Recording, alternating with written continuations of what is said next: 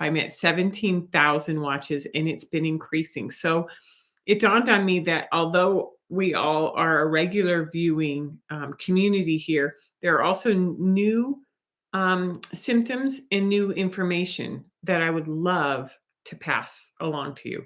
Looks like I just had a quick little glitch in there, so I hope that you got the beginning. So thank you for joining me. What this is called is the solar flare symptoms update. Because what I want to do is talk about the flares because we just had a massive week, an absolute massive week, right? Okay, so it's been crazy. It's been challenging. We've had consistent M flares every single day. M class. We've got this full moon coming on Tuesday that's already starting to move, right? And then we had two X class flares. Uh, we had two X class flares, one on Thursday and one on Saturday, right? So we're all just kind of like, what was that? Okay. So on Monday, we had 6M class. On Tuesday, we had 2. On Wednesday, we had 4. And while that's going on, there's been this out of the blue geomagnetic storm that sort of rocked our world, made it really hard for us to focus. And then on Thursday, we had 15 solar flares. 12 of them were M. 2 of them were really high class Cs. And then we had this X1. And we knew something was coming because it was bumping along and then it just burst, right? Friday, we had 7 M class flares. And then Saturday, we had 5 M class flares. And then we had this big X, X5, 4.5. Now, the two X's are very different, X1 and X4.5. However, when the X1 hit on Thursday, I think it's really important to notice that right behind it was this 12-hour long duration high M class flare that just held us in this state of I don't know what I would call it. I would say state of imagination, state of overwhelm, state of flurry, state of what's going on. There was so much there, right? That it was almost impossible to find out, well, how big was this flare and why am I still feeling it when it just hit real fast as the next one? So that makes sense to me, right? So we've also had rising geomagnetic storms. We've even had some auroras this week. So this is different. This is different than the last 3, 4, 5, 6 weeks. We haven't had a lot of activity like that. And what that tells me is, what does that tell me? It tells me that we were building to something again. We've been building something up and it's time to revisit what it looks like, what happens, what are we supposed to do, etc. Right? I want to go through this again, just so we remember. A C class is a tap on the shoulder, and M is tower. It's like things are trying to get your attention and they're falling away rapidly. Tower moments, think of tarot cards, boom, right? And when an X class, it breaks through that and gets us into that Aquarian freedom, that imagination. And so what we're being shown is what that open mental state of Aquarian can look like, right? So we've been exposed to that twice this week. Wow. Okay.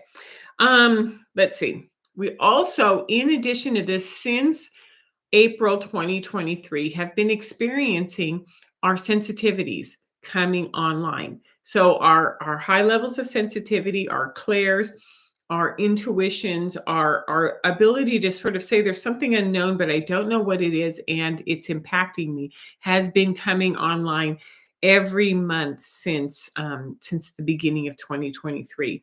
And so we're sort of these wide open beings. So whether the solar flares have gotten more intense, whether the shields around the earth have changed, whether our sensitivities are up, these are all things that are going to affect how our bodies, how each of us and all of us, right? It's both and. We are individually having symptoms and the collective is having the very similar symptoms, which is why I thought it was so much fun to revisit this, right? So when I think of solar flare symptoms, I'm going to use my notes here because it's so much easier. what it looks like is having an infrared. So I'm going to use the Sacred Rebels today because they're oracle cards and I really love them. This is sort of what a solar flare comes in and looks like and does to your head. It sort of changes everything, right? And then, like all of this new information starts to come in, and we're like, "Whoa, what was that?" We're accessing all of our lineage from our grandparents, our whole two, three, four generations back. We're remembering and feeling a lot of what they felt, and it's being stirred and coming up, right? Um, and I think our job with these flares is to bring all this energy. I love how sparkly the water is and how many circles are around her feet, is to bring this into form, to show that we as energetic beings, as human beings, can hold this and to do what we need to do. Now, bringing it into form when we feel like this, or when we are releasing allegiance in old family stuff, right?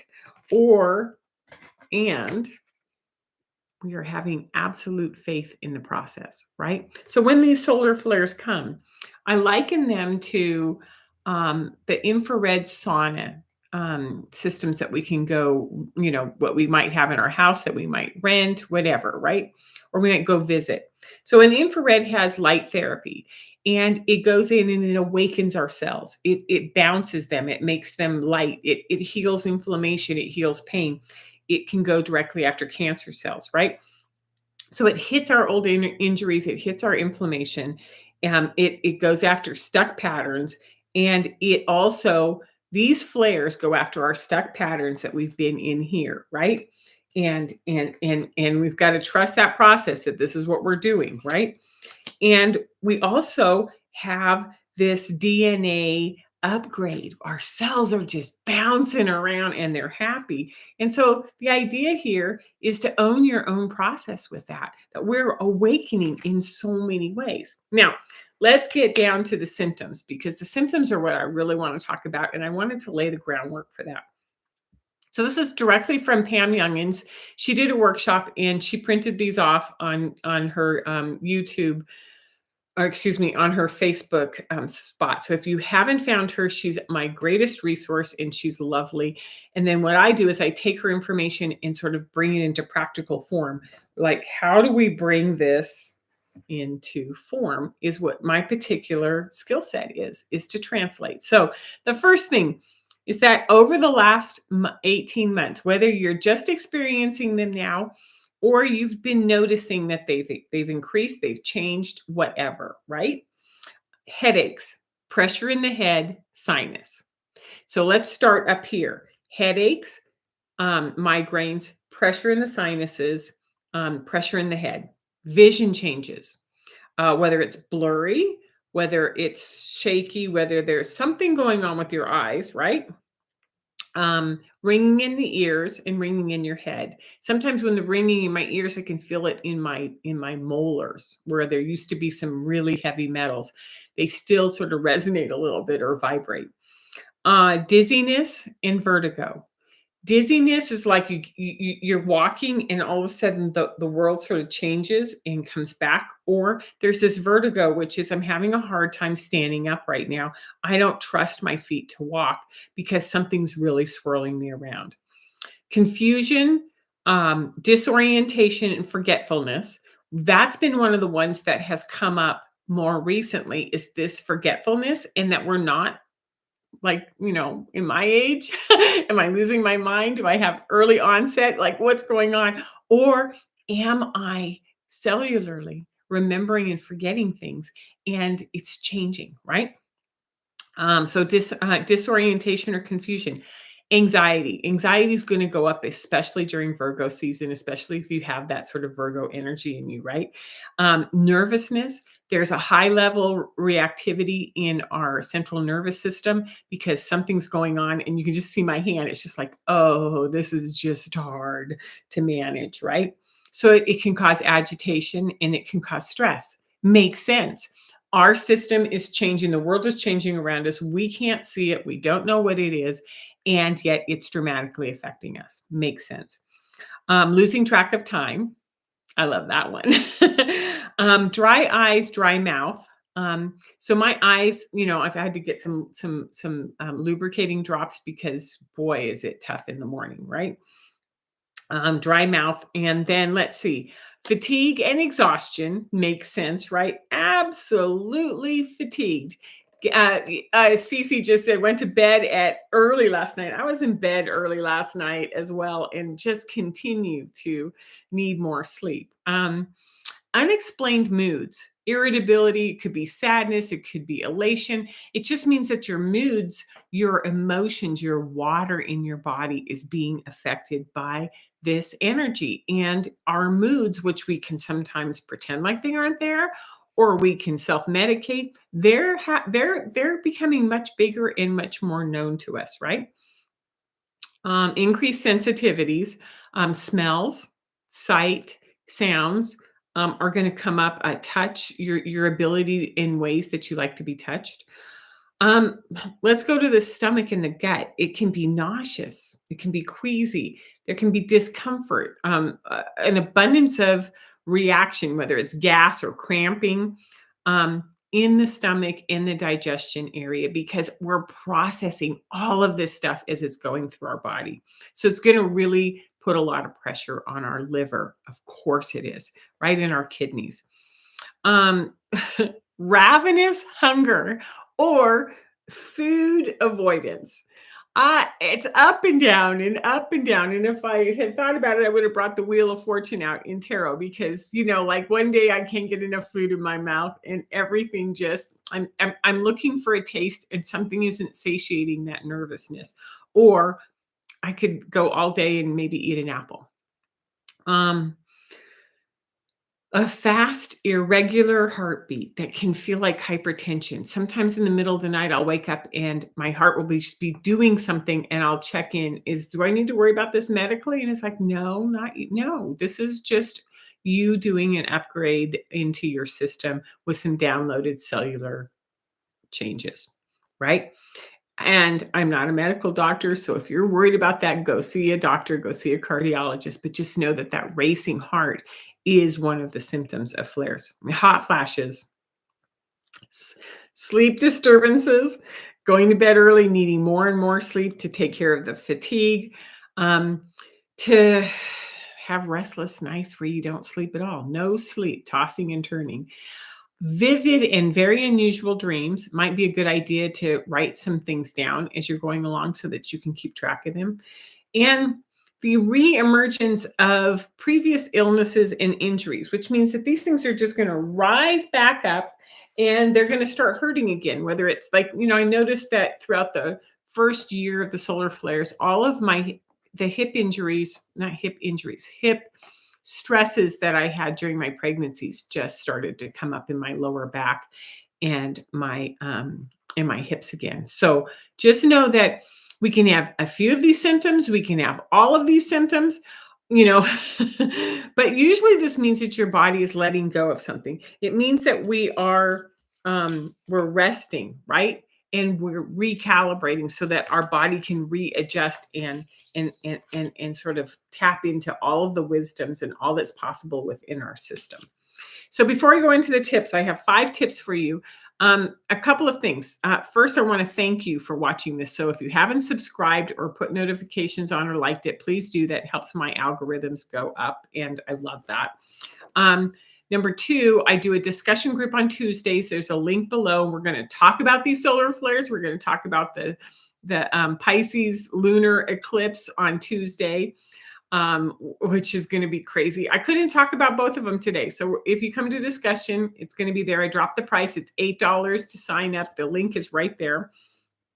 And I do energy. I work with the mystical stuff, the invisible stuff. So if you want some support with that, there's ways to contact me for sessions, for tarot sessions, for readings, for just laying things out on the table and going, what am I supposed to do with all of this? So just support however you can. I would love that. Okay, tips. First one. Talk to your body. This is where we have to talk to our body. What are you feeling? What did you just notice, right? So you become the navigator. You're the one who checks in on your hydration, your stress, your nutrition. What is it that you need? Do you need really healthy, pure foods right now? Do you need heavy root vegetables and meats to ground you? Do you need a lot more salt in your diet or in your water? Are you drinking but not feeling satiated with hydration? So this is where we have to ask our body and listen to it and then provide it, because it's not dissimilar to when those of us who were pregnant and had children, or had children and during our pregnancy, let's put it that way, had to pay attention to what is it I need right now? What is this creature inside of me telling me that it needs, and how do I respond to that? So you become this powerful navigator, and you give yourself water, and you give yourself electrolytes, and you get some really good Celtic salt, or good sea salt, and you put that in your water. You drink a lot of liquids. You avoid caffeine and alcohol. These things are going to make it harder on your kidneys that are already and liver that are already processing all of this. Your digestion needs you to support it right now, not pretend like it's not there.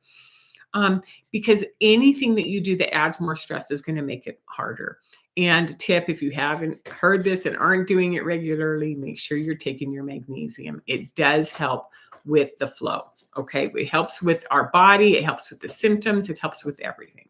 Okay. Number 2, nurture this, what do we call it? Agitated, stirred up system of yours, right? Nurture it like you would a baby that's colicky or having a problem. Your body is changing. It's telling you, I don't know what to do. And there's all this shit inside of me that you've been doing to me for the last 10, 20, 30, 40, 50, 60 years, right? That needs to be addressed. And so I'm going to have aches and pains. I'm going to tell you stop. I'm going to have reactions to that. I'm going to have sinuses when you overdo, like in my case, dairy or too much gluten. It's going to inform you. So take your salt baths, right? Use Epsom salts for pain. Use salt for electrical energy to take the nervousness down. Calm down yourself with breathing. Get outside in nature, spend some time with animals, get in open air, look at the sky, look at the clouds go by. Do something that really helps with this activated body, right? Stretch, move. What you want to do is you want to circulate. You want to get the liquids. You want to drain your lymph nodes. You want to do all of this and get your system really working better, right? Number 3, avoid people, places, and things that make it worse.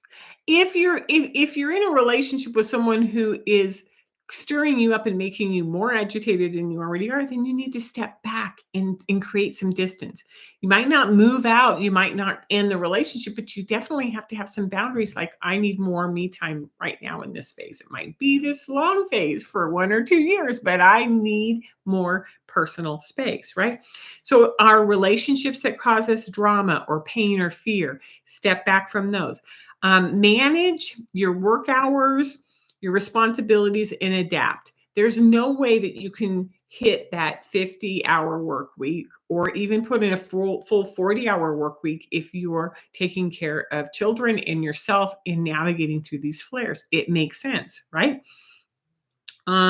Loosen up your schedule, create spaces, because you're fatigued, you're not sleeping at night. You need to support yourself and communicate to others what you're doing, which leads to number 4, which is lead.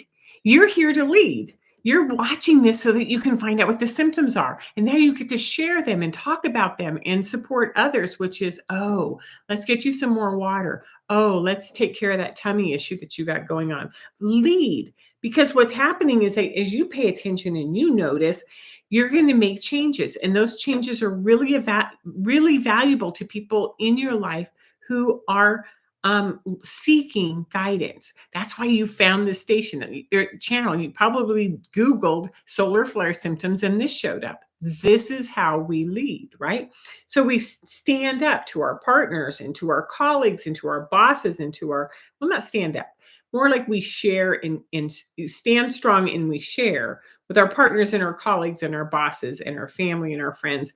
And we give them information and we try to do it without attachment, right? Because number 5 is to have compassion. We are all doing this differently in different ways, and we are all experiencing this at the same time, right? This is happening to all of us, and we are all in the process. So if this has been helpful, make sure you put a comment down. We have a wonderful community here that talks and shares with each other, and I'm so glad you're here. And I will see you either in discussion on Tuesday, or it's at 5 p.m. Mountain Standard Time, or next week.